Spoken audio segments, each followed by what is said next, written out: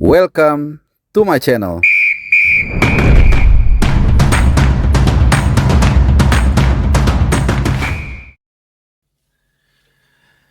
Ya, halo, selamat datang di channel Bung Harpa. Apa kabar kalian semua? Selamat hari Minggu. Jadi gue mohon maaf karena ada satu hari absen menyapa kalian. Harusnya kemarin gue ngeluarin satu video lagi, tapi ya gue minta izin sekali-sekali libur ya, supaya fresh kembali dan tentunya juga bisa menyapa ke beranda kalian dalam keadaan juga bugar dengan tentunya update-update berita terbaru dari tim nasional Indonesia, Garuda di dada. Alright teman-teman semua ya. Jadi ini gue rekam jam setengah 3 lewat sedikit lah sore atau siang menjelang sore waktu Indonesia Barat. Jadi gue perkirakan kalian nonton ini mungkin jam 4, jam 5 sore. Jadi mungkin kalian habis tidur siang, tidur sore, minggu, bangun-bangun jadi langsung siapin kopi dan langsung nonton raport para pemain diaspora atau pemain Indonesia yang main di luar negeri. Dari mulai di Amerika sampai ke Eropa dan tentunya juga sampai Asia terutama di Thailand. Oke teman-teman, langsung aja tanpa berlama-lama. Jadi kemarin ada beberapa pemain diaspora yang bermain abroad yang sudah tampil dan sebagian baru main hari ini. Jadi kita akan bahas raport pemain yang kemarin. Nah ini ada yang macam-macam nih teman-teman. Ada yang raportnya bagus, penampilan individunya bagus tapi timnya kalah. Ada yang mainnya nggak bagus, ada yang mainnya nggak bagus tapi timnya menang, ada juga macam-macam ya. Tapi yang jelas sebelum gua mulai mereview atau melaporkan ke kalian penampilan ataupun ya rapor para pemain tersebut, gua akan sedikit menginfokan ke teman-teman semua. Jadi hari ini itu yang belum main atau yang akan main hari ini itu ada beberapa pemain, diantaranya ada Sandy Walsh. Intinya pemain yang tampil di Liga Belgia itu baru main hari ini yang di Pro League ya, kecuali ke Saint Patinama kemarin udah main. Kemudian ada Ragnar Oratmangun juga baru main hari ini. Kemudian ya itu dia ya. Jadi ada dua pemain yang baru akan tampil hari ini dan juga ada yang belum main. Seperti Asnawi itu juga akan main hari ini dan Rafael Strijk yang memang baru persiapan musim baru bersama Brisbane Roar. Nah kita langsung aja kita mulai dari Bang Martin Paes yang di pertandingan sebelumnya harus kebobolan 3 dan timnya kalah dari Real Salt Lake. Tapi kali ini Bang Martin Paes tampil sangat baik ya, bukan hanya bagus tapi timnya juga menang. Dimana kita tahu Dallas itu mengalahkan tim papan atas pemuncak klasemen yaitu LA Galaxy dengan skor 3-1.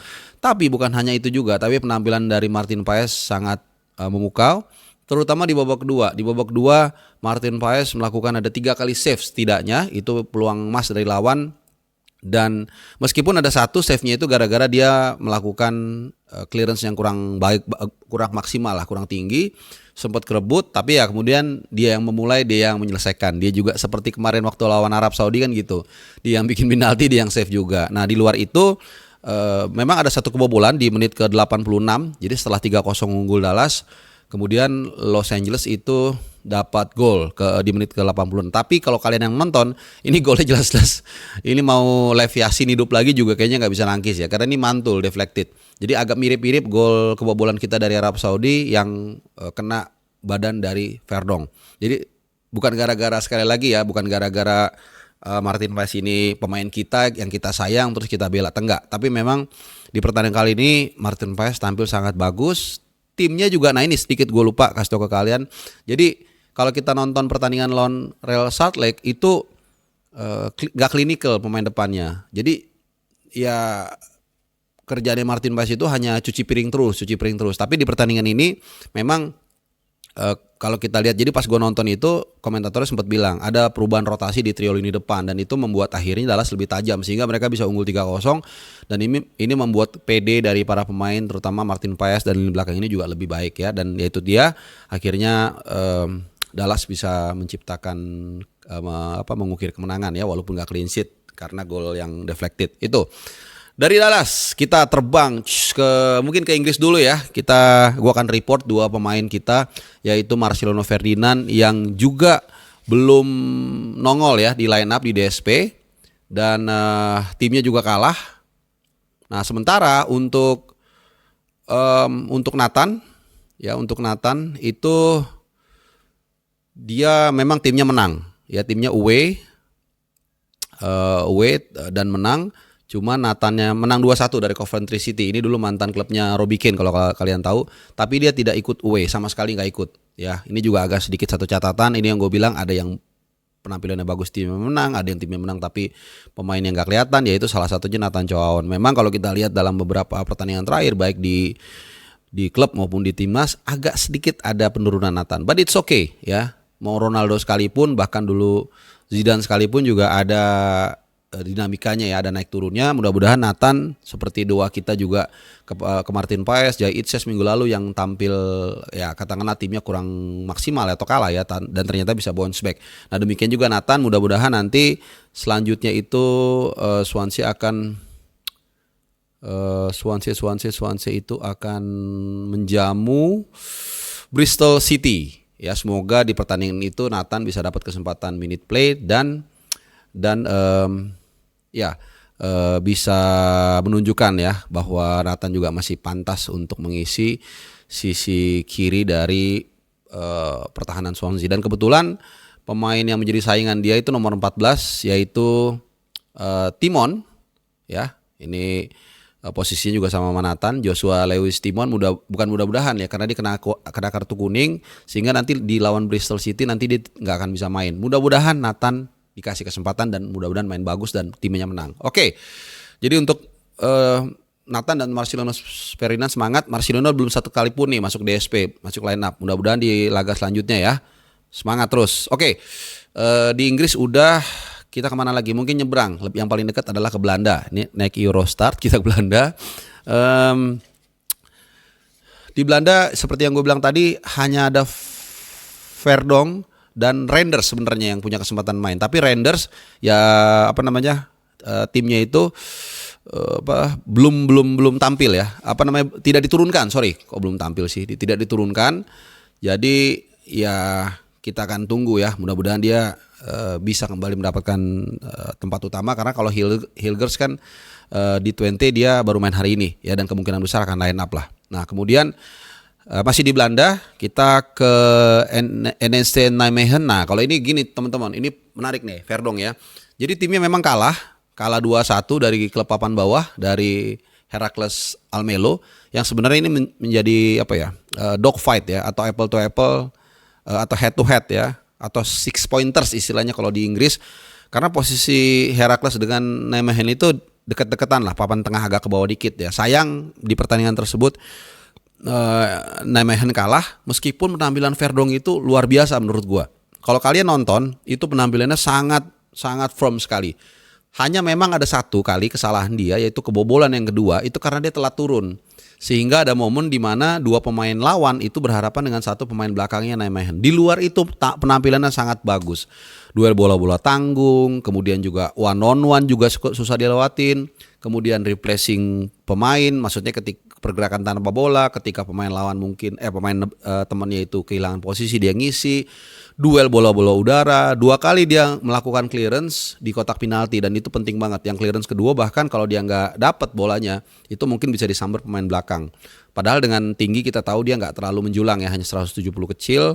Kemudian apalagi PD juga, membantu serangan juga ya, dan 2 kali dia dapat peluang di awal-awal sebelum menit 10 lah. Itu dapat peluang dengan kaki kanan. Memang tendangannya itu cukup sedang sih sebenarnya, tapi intinya terlalu mengarah ke penjaga gawang. Dan yang kedua itu dia dapat shooting dengan kaki kiri keras. Jadi dapat dari kanan nih di crossing, overlap ya, kemudian sama dia dihajar langsung kaki kiri, tapi kipernya memang bagus positioningnya, tiang dekat di save, ya udah melayang, nggak berhasil gitu ya. Jadi attackingnya semuanya sempurna, mainnya juga bagus, enak lah ngelihat dia. Cuman itu tadi memang ada sayang dia agak telat turun, tapi ya gue rasa itu kalau gue jadi pelatih itu gue bisa memaklumi ya. Maksudnya ya satu kesalahan ya memang itu berbuah gol sayangnya, tapi di luar itu dia main sangat sempurna ya. Kalau mungkin dia ngamen seperti itu, bukan tidak mungkin Nijmegen kalah lebih banyak lagi atau kebobolan lebih banyak lagi ya. Semangat untuk Verdong dan timnya sendiri saat ini ada di peringkat 13 dari 18 tim Eredivisie dengan koleksi 6 poin ya. Oke, kita ke the one and only, last but not least, kita akan terbang ke kota air, ke Venezia. Siapa lagi kalau bukan Bang Jai yang di penampilannya kemarin itu sangat firm seperti biasa. Bukannya gua sekali lagi bukan gara-gara dia pemain Indonesia kita bela, tapi memang secara tim Venezia main lebih baik lagi ya, lebih baik dari sebelumnya jauh, meskipun lawannya juga kita tahu tidak seberat ketika menghadapi Milan. Jadi Venezia menang 2-0 dan ini merupakan clean sheet kedua di bawah komandonya Jay Itzes. Sebelumnya dia clean sheet menghadapi Fiorentina, meskipun lawan Fiorentina ditarik keluar menit 68 atau 60 sekian lah ya. Karena waktu itu ada sedikit minor injured, itu dia clean sheet juga dan sekarang. Jadi luar biasa ya, maksudnya dengan status ini adalah tim promosi, kemudian saat ini Venezia sudah sedikit membaik posisinya. Ya jadi ini adalah poin kemenangan pertama dan juga 4 poin sudah dikoleksi jadi posisi 14 dan sudah 2 kali clean sheet teman-teman. Karena concern kita ada di lini belakang karena ada Bang Jai, jadi kita juga harus menyoroti hal tersebut ya. Ya tentunya ini tidak mudah karena kemarin pun kalau kita lihat Venezia kalahnya kan juga pas kalah besar itu kan dari Milan ya 4-0, kemudian dari Torino kalah 1-0 ya sebenarnya bagus mainnya yang kemarin ya, dan awal dia kalah juga 3-1 non Lazio. Jadi ya kalau tim promosi seperti Venezia dengan pemain yang materinya juga pas-pasan tapi ya kalah dari Lazio, kalah dari Milan, ya gua rasa sih masih bisa dimaklumi ya, dan masih bisa nahan imbang Fiorentina tanpa kebobolan dan kemudian menang dari Genoa, tim yang sebenarnya musim lalu juga lumayan kuat ya. Oke. Gua rasa itu dulu.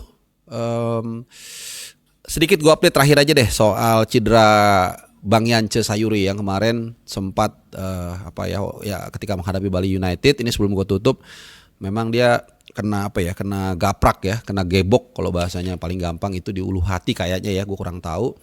Dan kita sempat khawatir juga ya karena yang bersangkutan dibawa dilarikan menggunakan ambulan, tapi gue rasa ternyata tidak ada masalah yang serius, jadi kita bersyukur.